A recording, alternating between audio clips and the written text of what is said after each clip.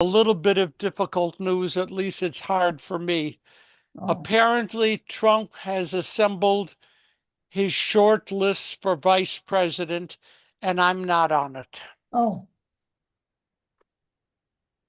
Uh, sorry uh, about that. I don't know. I'm happy. What are those things? FOMO, fear of missing out, fear of missing out, right? Right. Uh, then someone said there's something worse than FOMO, worse than fear of missing out. FOBF, FOBF, Fear of. fear of being forgotten. Oh, I guess that's worse, huh? Uh-huh, I think so. I think it is. Okay, we'll just start with a happy good news. And first of all, it is obviously great to see you. Brad has just joined us. Hi, Brad.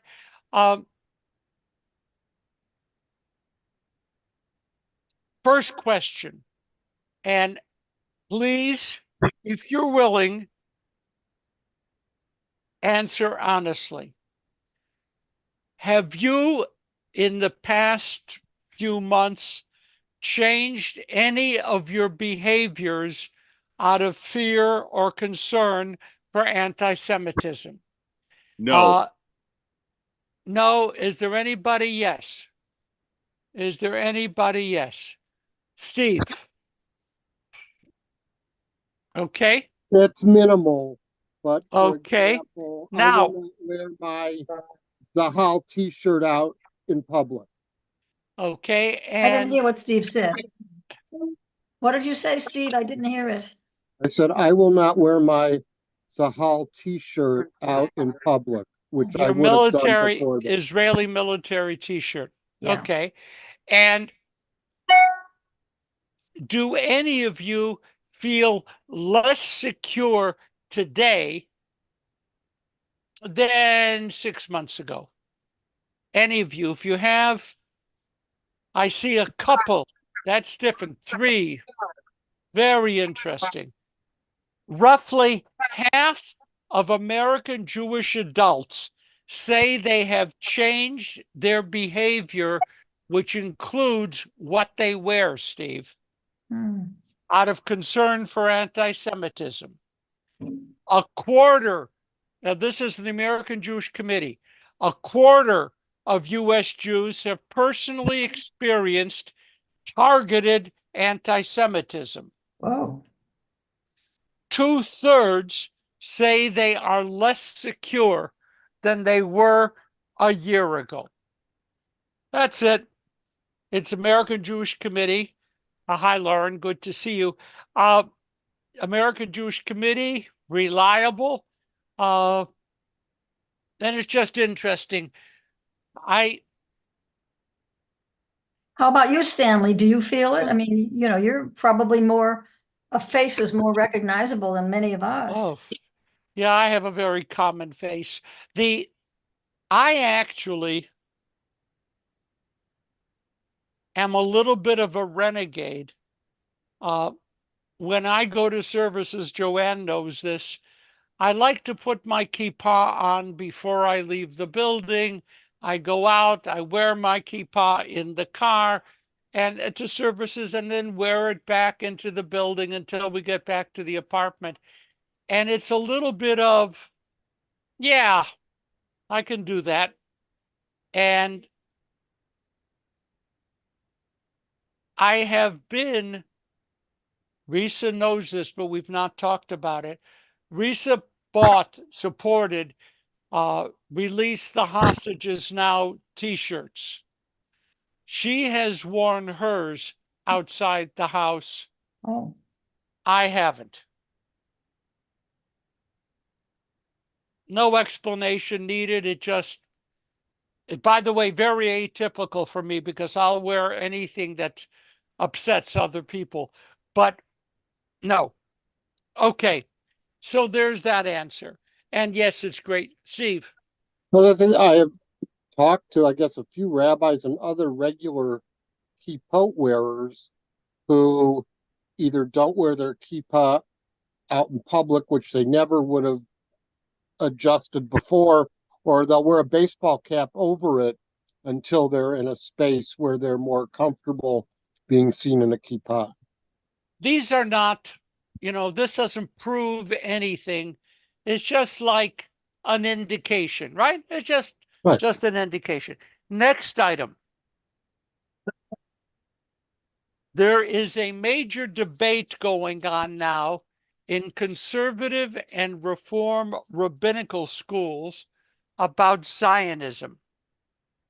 A small but significant number of rabbinical students now identify themselves as non-Zionists or as anti-Zionist and feel that they have no personal attachment to Israel.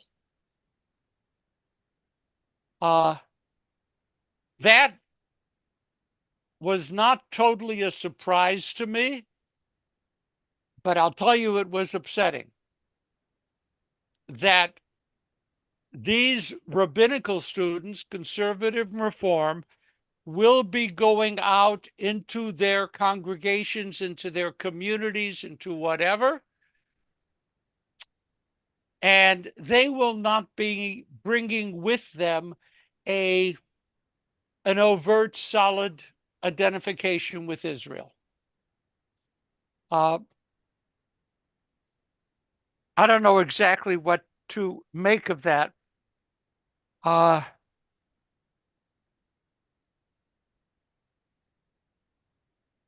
administrators of both seminary systems have said that if they set up a tripwire, in other words, in interviewing candidates for rabbinical school, if they set up a tripwire, are you committed to, identified with the state of Israel? They are afraid that they are going to lose a significant number of applicants. Rabbi, what do you mean by identify with Israel? That's about what it means. No, what do you mean when you say identify with Israel? What do you? They have to do that, Herman. It's not like we have steps. I would say to you, Herman Barnathan, do you identify with Israel? And they'd expect an answer. And however you define it, there are two problems they're confronting. One, there aren't enough rabbinic school applicants in the country. There is a diminishment of applicants. Some students who may feel Zionist and committed would regard that kind of a litmus test as offensive, and they wouldn't apply. Other students would answer, no, we don't have an attachment. They wouldn't apply. And in this current market, the administrations of both seminary systems have stopped putting the Israel question to the candidates. Steve. Apart from finding this really disgusting, how do they reconcile being anti-Zionist with all of our liturgy and teaching, and next year in Jerusalem, and all the ties to the temple? I don't even understand how that isn't something that, it's almost like believing in the Ten Commandments. What did one of my favorite philosophers once say? A foolish consistency is the hobgoblin of small minds. So all those things you said are true. And what I said was also true. They do separate. And if anything, if they were pushed, Steve, they would say, well, they don't really dislike the idea of a Jewish state. It's just this Jewish state with its political leadership that they oppose. We can oppose leadership without opposing the state. You could. Yes, you I could. do. Okay, Rebecca. A very close family member has been following, I don't know if they have joined, Jewish Voices for Peace, which is a lefty anti-Zionist group here in the United States. And this family member, as we've been discussing Jewish Voices for Peace, trying to justify it by saying, but there's rabbis in the group. Yes. And of course there are. And of course there are. Let's see, were there other hands? I didn't see hands. My cat is eating my paper. What's interesting also to me, I guess even more than the seminaries, the Shalom Hartman Institute has a rabbinic ordination program now. And you know that I think the world of the Hartman Institute, right? And they have reduced the emphasis on requiring a strong Israel identification for people to be accepted to the Hartman rabbinic program. I have to tell you, that's a big deal. Okay? That's a big deal. And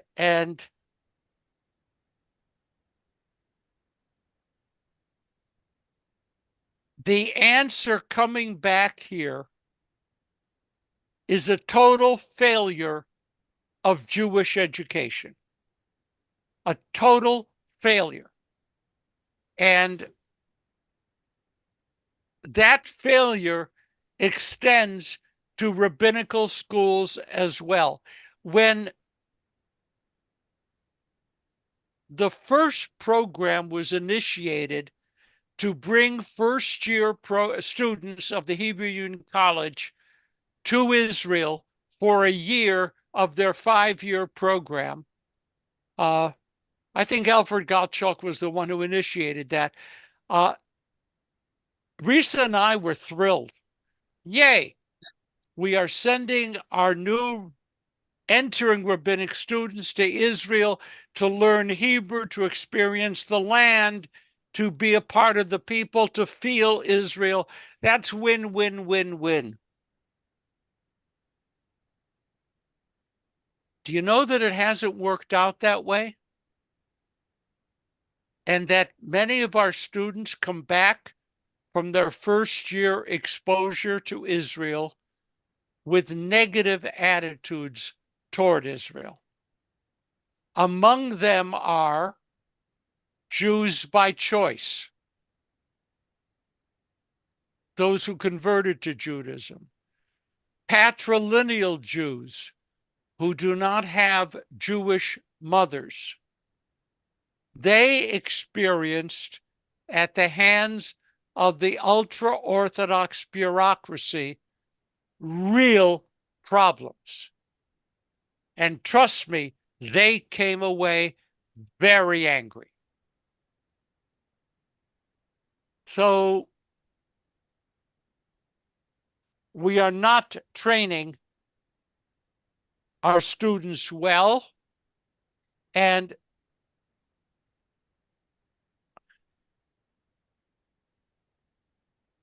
Daniel Gordis, a renegade breakaway from the conservative leadership, has said the following: my instinct is I care about the Jewish people first. I care about the Jewish people first. And that if the students don't care about the Jewish people and what the Jewish people needs to survive, then we don't want them as rabbinic students. Okay, Herb, Sylvia? I'm curious why you are blaming the education system and not blaming the current and previous Israeli governments for their attitudes that turn off people like me. Well, first of all, there is a Hebrew expression, "Muvan me'elav." I am hypercritical of Bibi and hypercritical of the government that he heads, and pray for the rapid fall of that government.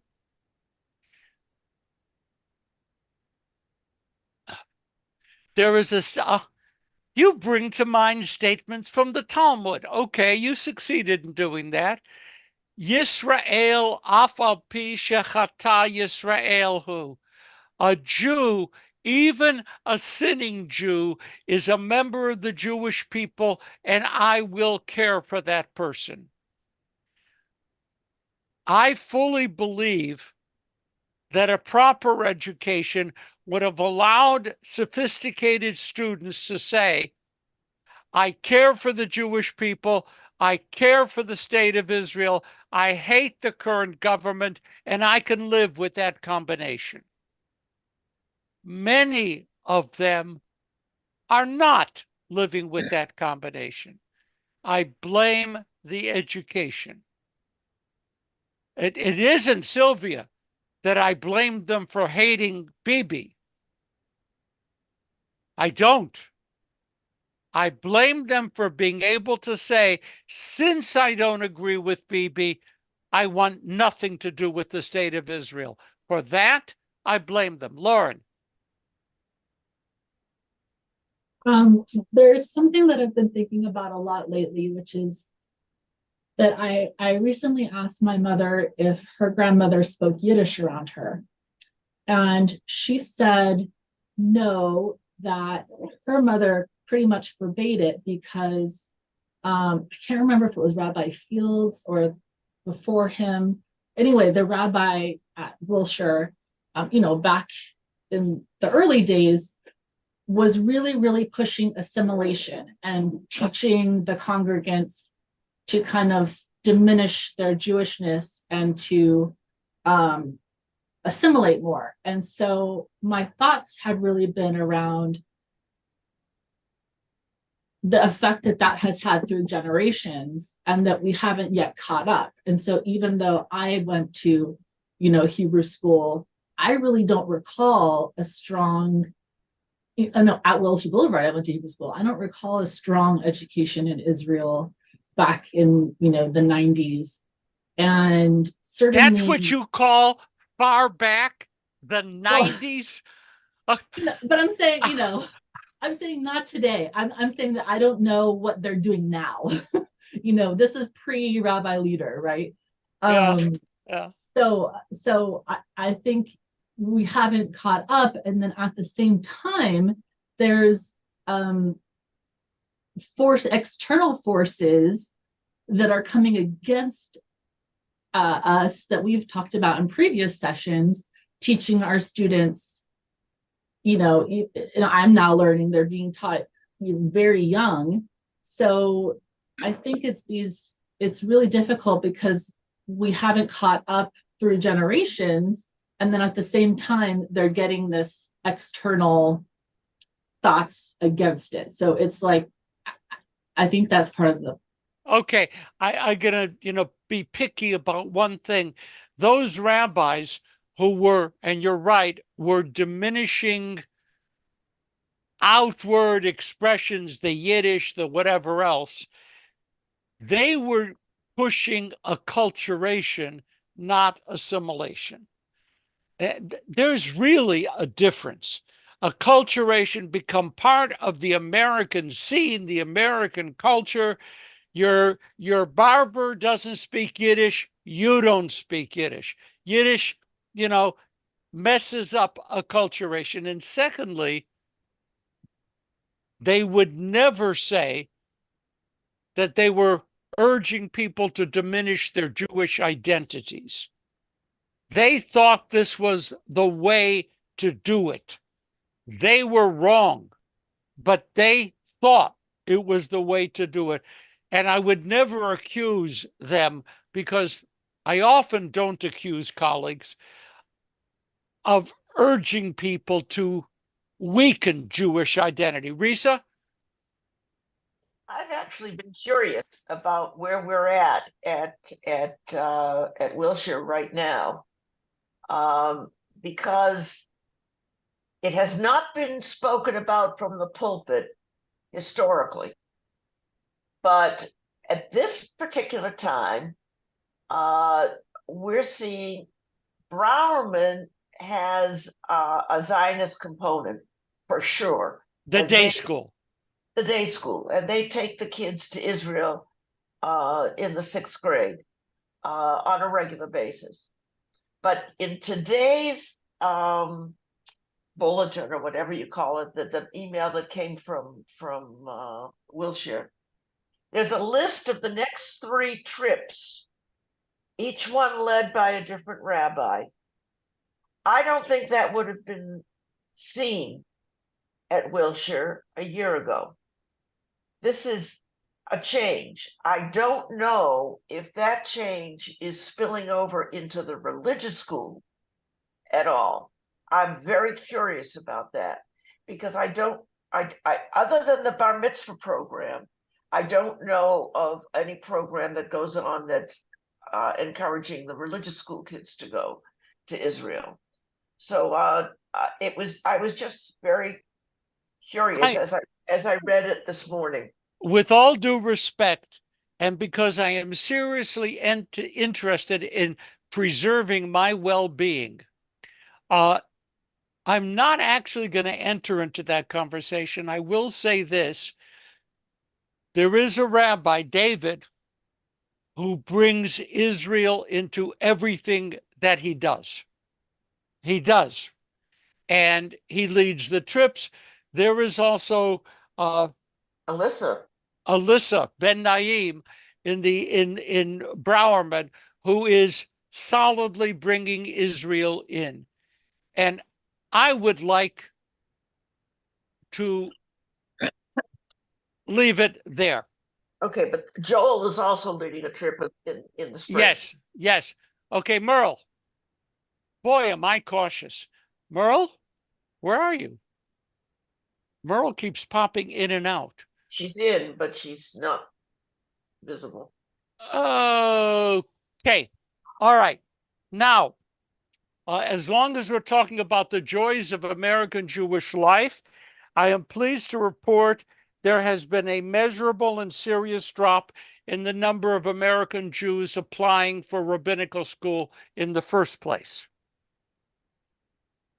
To such an extent that we now have different forms of Jewish communities forming which do not have rabbinic leadership. And that's simply a fact. It's sitting out there. For example, there are communities forming around apartment houses. What does that mean?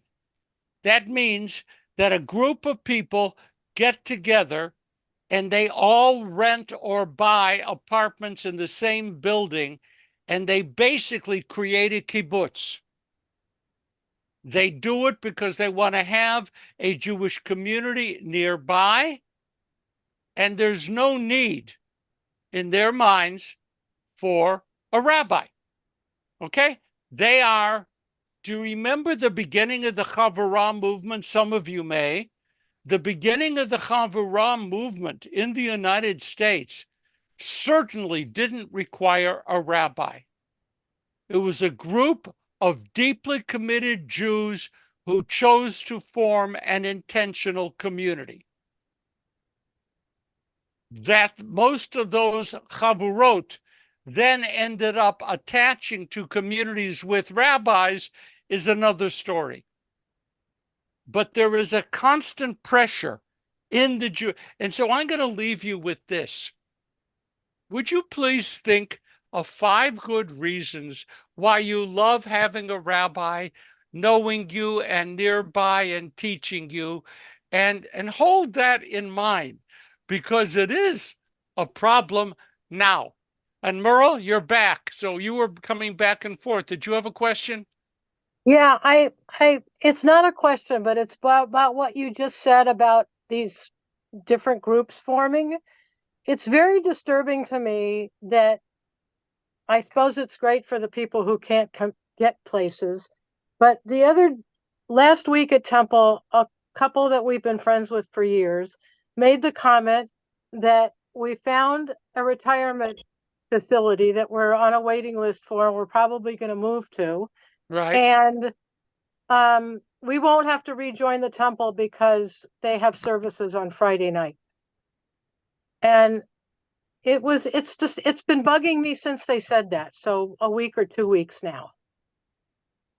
And it goes along with what you said. People are forming different groups, but why are they forming these different groups? Let me just say, without, I'm not pleading my own cause here. Some of my best friends are rabbis. The nature of the American Jewish community is changing, and we don't know, Merle, in which direction it will finally change. We are having all kinds of creative, different, innovative things trying to develop new kinds of Jewish communities. And many of those do not include commitment to a denomination or to a synagogue at all.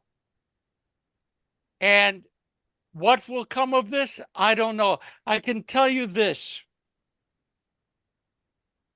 If your friends are interested in finding Friday evening services at their retirement home, I would take that as a very positive thing. Okay. I would take it as a positive thing. I will not view the dropping of their membership at Wilshire as they're moving on, and they may have other reasons. I have Steve Miller. I was going to say, I don't understand it. I could get together, I know enough to study with people on a Saturday morning or do a service. But I think having a rabbi to get an answer when you have a question, to have the person who officiates at any life cycle event actually be someone that knows you and knows your family, makes a huge difference. I mean, sure, you can go hire a rabbi for a day, but it's not the same thing. I agree with Steve. Oh, no one's going to disagree with that. I mean, that People is do. I mean, I know tons of unaffiliated people. They're Jewish, and if they need a rabbi to get married, they find a rabbi who will marry them. we call it rent-a-rabbi. Yes. Right. Yes. Herb, Sylvia? I think it depends on what kind of a Jew you think you are. I grew up in New York in a Jewish community, and all my friends were Jews, and I never felt a need to affiliate because it was all around me. We moved to Los Angeles, and suddenly I'm in the wilderness. So we joined a synagogue because I needed a community which didn't exist where we live. I mean, we have a lot of Jewish neighbors. That's not the problem. I just didn't feel part of a community. So the studying and the services was an added bonus, but that's not what I joined for. I thought I had it in New York. I didn't have it here. I needed it. And let me just close this topic by saying what you hit on, Sylvia, is so true. The synagogue no longer is viewed as the only place around where I could find a service. The synagogue could be viewed as a very important place to find community. And community, in many ways, trumps the religious impulse for joining a synagogue. Really, really true. I'm going to, just because I'm that way, I'm going to move on. Good news. The top rights court in Europe has ruled that the banning of ritual slaughter in Belgium is legal. Belgium now outlaws ritual slaughter, which means shchita, right? Shchita, which means that observant Orthodox Jews cannot find kosher meat in Belgium. And the fight was, you are infringing on my freedom of religion. And the answer was, we are defending cruelty to animals above your freedom to have kosher meat. That was the debate in the courts. It's not the first time. That fight has been going on all across Europe like whack-a-mole. Boom, boom, you know, you knock it down, pops up here, knock it down, pops up there. The move against shchita, the issue with shchita, with kosher slaughtering, is that currently rabbis do not permit stunning the animal before the slaughter. And in most places where they still slaughter,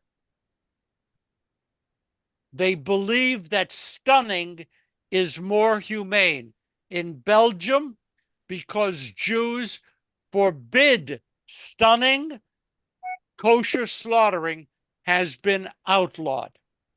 Steve.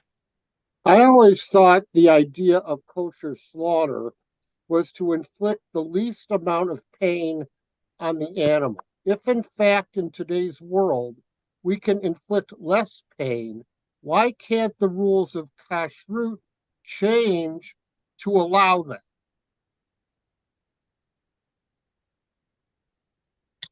And the answer, Steve, lies in the very nature of contemporary Orthodox Judaism.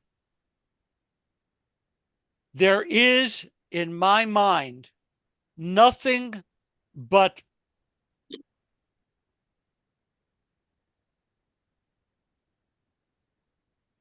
a pushback against change, which is new to the Orthodox community since the 1800s. Before that, many alterations were made to accommodate the real world. And I agree with you that certainly it is possible for the Orthodox community to find a way around the roadblock. Okay? I agree with you. But nevertheless, this is imposing all kinds of hardship for our brethren and sistren who are under rabbinic leadership in the Orthodox world. That's a problem. Not only is a problem for Jews, it is also a problem for Muslims. The Muslim method of slaughter is similarly not approved. And forgive my narrow-minded bigotry, if it offends both Jews and Muslims in Europe, that's a win-win. So I don't think that that bothered the court at all. I don't think it did at all. By the way, I mean, even when I was in the Army, tell you an Army story? When I was in the Army, part of my job, they did not yet have Muslim chaplains. So I acquired additional food from the Jewish Welfare Board to give to the Muslim soldiers on the post. And they were able to eat this. Since it was certified by rabbinic authority, they would eat it. And now in Europe, kosher slaughtering and Muslim slaughtering are linked together, and it's a problem for both of them.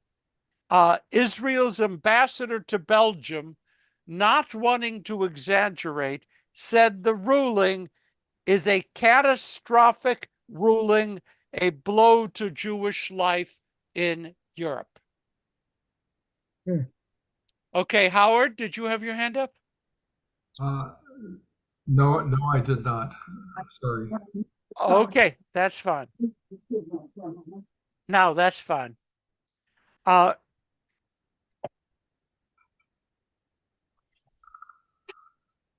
while ago, I mentioned to this group that I signed a letter that was going to the Pope asking for the Pope's verbal support to avoiding the anti-Semitism and anti-Judaism flowing from the Gaza war. I would be less than fully honest if I failed to say that a few weeks ago, Pope Francis decried, quote, the terrible increase in attacks against Jews around the world in the wake of the Israel-Hamas war in Gaza. In other words, as far as the leaders of those people who do interfaith stuff, wasn't my letter that I signed. There were thousands of signatures. And the Pope responded very affirmatively. I guess we take victories. Together with you, we Catholics are very concerned about the terrible increase in attacks against Jews across the world. We had hoped that never again would be a refrain heard by the new generations, yet now we see that the path ahead requires ever closer collaboration to eradicate these phenomena. Amen, Pope Francis. I think it's terrific. And those of us who have relationships within the Catholic community ought to feel comfortable expressing gratitude for that statement. It means a lot. It means a lot. I have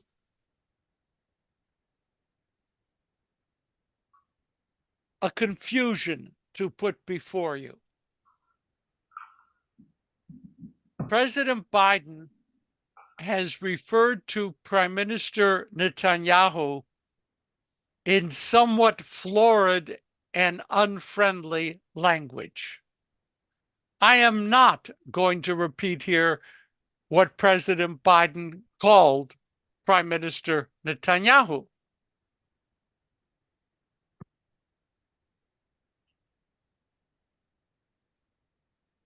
While the pressure on Israel for getting into a ceasefire is increasing all across the world, the United States vetoed a Security Council resolution calling for an immediate ceasefire. While Biden is increasing public criticism of Israel, last week, Israel received a major shipment of armaments from the United States. I think I'm going to sit with my confusion. What do you think is going on? And by the way, just because of the way I feel, which is only important to me, I am bitterly upset at the way funding for Ukraine is being handled. I am bitterly upset. The fault is in Congress, not the president, And I am bitterly upset. You read daily, the Russians are pushing back and gaining ground, and the Ukrainians are losing ground because in many cases they no longer have shells for their artillery. To me, this is horrible.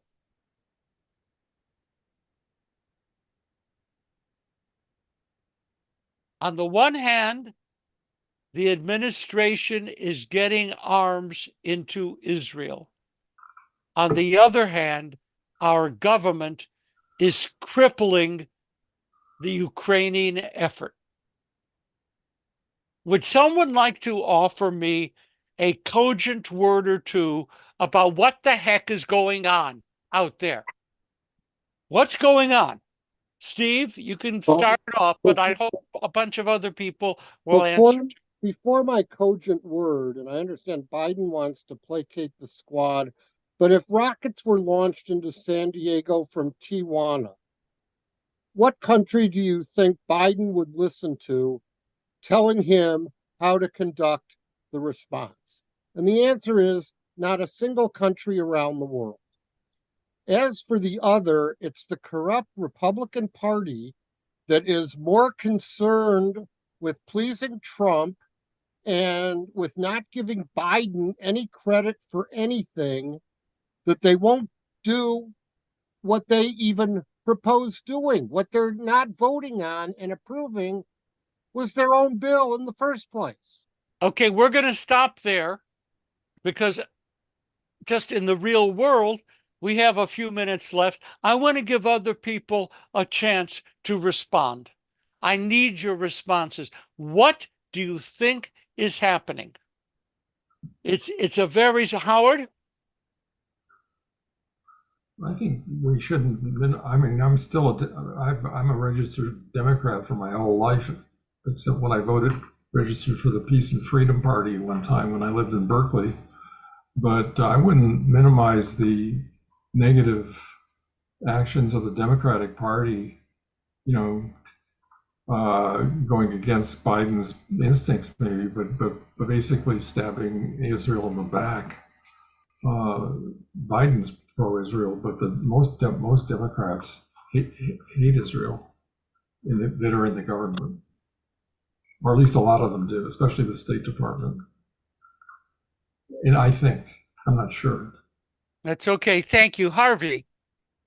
Well, I think Biden has a political problem, and he's trying to walk a thin line between Israel and the anti-Israeli, maybe Arab supporters in this country, especially in Michigan. And he was in Michigan, I think, recently to try and shore up support there. So he will say stuff that seems like, okay, he's not going to support Israel, but matter of fact, he is supporting Israel.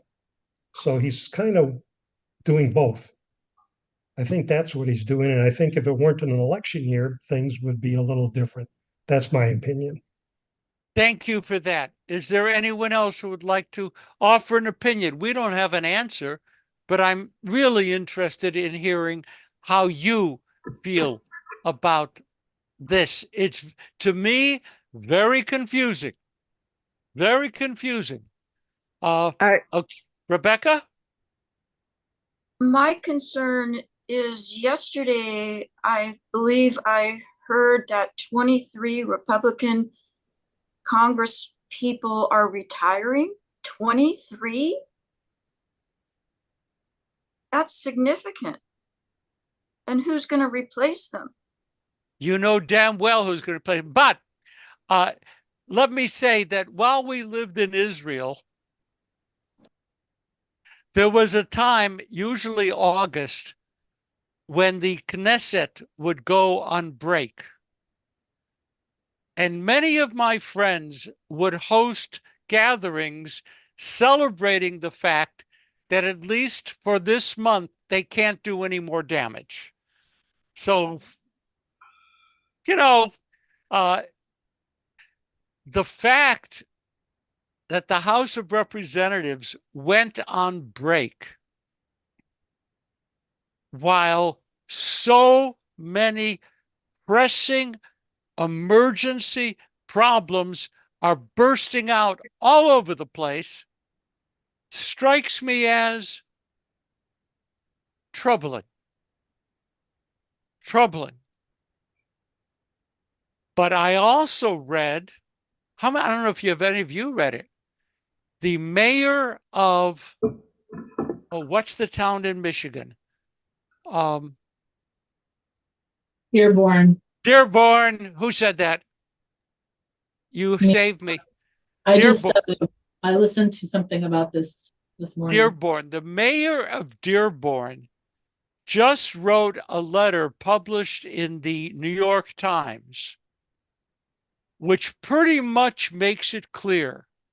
Biden, you have Israel or you have a second term. Make a choice. The mayor of Dearborn is Muslim. Dearborn has a heavy Muslim population, and Michigan is a state up for grabs. So it was right out there. Sylvia Herb?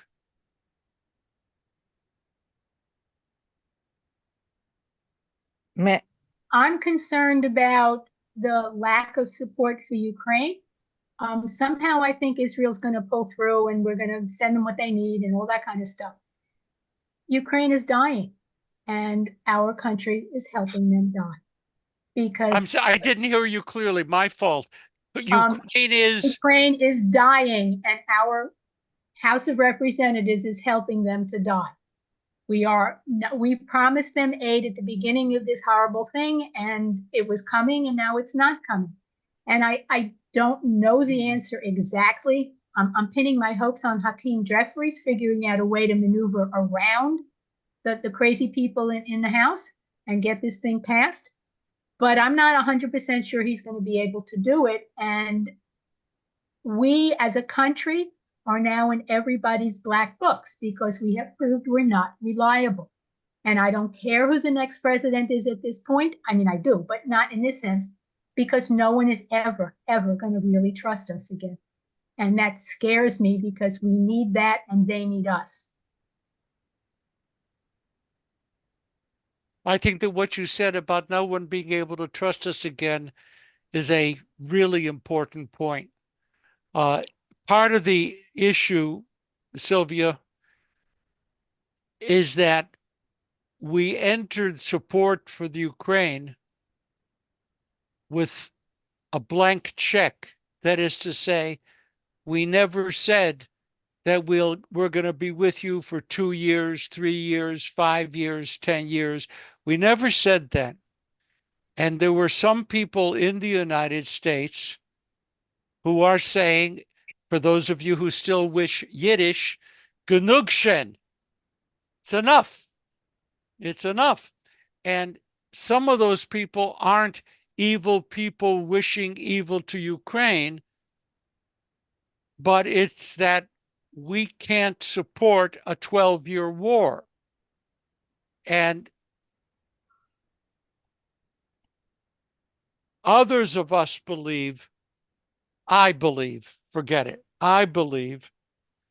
that if we superload Ukraine and get them to push back and the Russians feel the pressure and the loss, that would be the time when a truce could be achieved. It'll never be the emptying of Ukraine of Russian presence, but it can certainly be a strong pushback and the admitting of Ukraine into the EU, which would be extremely significant. So, but it's a terrible problem. And the problem is Israel, and the problem is Ukraine, and the problem is our government's on vacation. Forgive me for being upset. Forgive me for that. Any other comments? May I say something? Yes. In my opinion, it's a lot that unfortunately, the two houses have people who are not educated. It comes back to education. It comes back to studying history, to realizing what is behind the thoughts of other countries, and especially of one of our biggest enemies. Actually, we have two enemies, and one of them is Hamas, and one of them is Russia. And the young people that are in Congress and in the House of Representatives never studied history, or maybe they did, but it passed them. What happens if you don't stand behind countries? Thank you, Helen. Thank you very much, Brad. Well, I agree with so much of what's been said, but I just might add a point that escapes many, and that the money that's so-called given to Ukraine is really money that's being spent domestically right here in the United States. So, for American arms manufacturers, that's who they're getting their armaments from. Correct. But my point about Biden is, how do you solve a problem like Bibi? I mean, that's the dilemma he's facing. And Rabbi, I want to ask you. I mean, I keep hearing, and I'm not sure how to respond to this. I keep hearing people that say, Hamas is an ideology. There's no way that ideology can be defeated on a battlefield. And all Israel is doing is strengthening Hamas by the actions that it's taking. How do you respond to that kind of logic? Israel's military intelligence circulated a document to Israeli leaders this week warning that even if the IDF, the people who give Steve his shirt, that if the IDF succeeds in dismantling Hamas as an organized military force in Gaza, it will survive as a terror group and a guerrilla group. And of course, as you pointed out, authentic support for the ideology of Hamas is widespread in Gaza. Do not believe that all those Gazans are just waiting to be liberated from Hamas. Many of them fully support Hamas ideology. Therefore, the Israeli report said, if there is no success in putting together a plan for Gaza on the day after the war, quote, Gaza will become an area in deep crisis. So, Brad, I'm totally agreeing with you.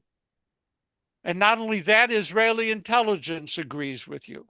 So you must be a member of the Mossad. And I respect that. But really saying Hamas is an ideology, when Israel said we're going to wipe out Hamas so that it and all of its supporters disappear, that was an ill-informed nonsense program for the future. They can defeat Hamas. They can kill its leaders. Hope they do. Forgive me. But when the war ends, Hamas's ideology will still be very active. We have Rebecca and because we're coming to terminal. Rebecca. Can you address Lauren's comment in the chat talking about how the ideology of the Nazis is really kind of on the fringe? And is it possible that that also happens to Hamas? It was a good question by Lauren. I do, first of all, I do appreciate, and please learn this from Rebecca. I cannot see the chat. So if something pops up in the chat that I should be aware of, bring it, okay? Secondly, Nazi ideology arose not just in Germany, but in the late 1800s, early 1900s, in the United States, and in many other locations as well. Nazi ideology, with its racism, racial superiority, with its desiring to make it impossible for people with genetic diseases to have children, all of that stuff, and the pointing out of who is the enemy and the need to crush the enemy is still active in the United States. It is still active here. It is still active in Germany. And I noticed that my orchid plants are beginning to put out new flowers. Forgive me, I like that. I water them, and here's the point. Most of the plants I water put out new flowers. Some do not. The ideology is out there waiting to be watered. And I believe, Rebecca, forgive me, it could be watered again in this country and go full blown. I believe that. I believe that the hatred within Hamas for the Jewish state, for the Jewish people, is not dependent upon how many bombs Israel drops. It is part of the ideology of the area, and it won't go away. I'm sorry for that. I'm sorry for that. It makes it an intractable problem, which only means that we're going to have to fight harder and be more aware. And I'm going to say something nice about the former mayor of New York City, Rudy Giuliani. When Rudy was mayor,